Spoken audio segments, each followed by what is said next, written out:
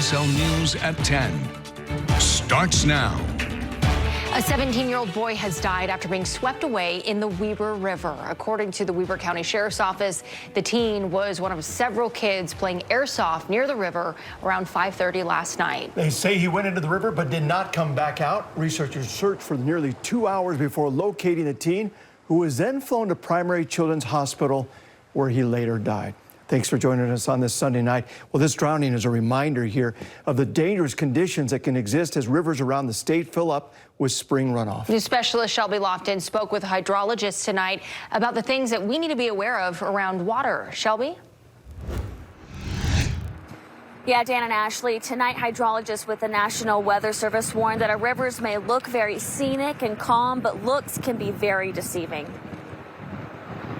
That water can really knock you off your feet, especially if it's cold. It's frigid. A lot of this flow is driven by snowmelt, and that snowpack is cold. Paul Miller monitors river flows for the National Weather Service, and he says our rivers are running fast, including the Weber River.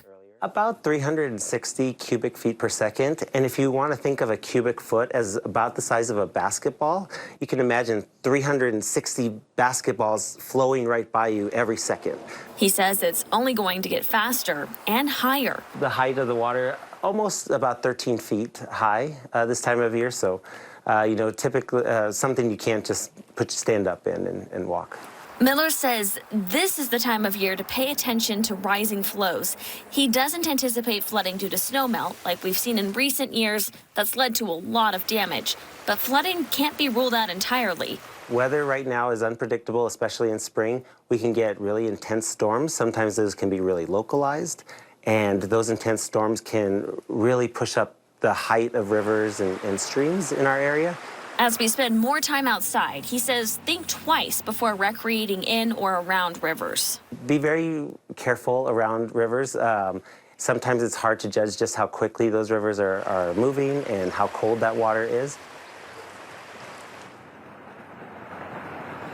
And Miller says, in a nutshell, the water is going to be incredibly cold this time of year. And he said, remember, the snow is rapidly melting, which means levels will be on the rise. I'll send it back to you.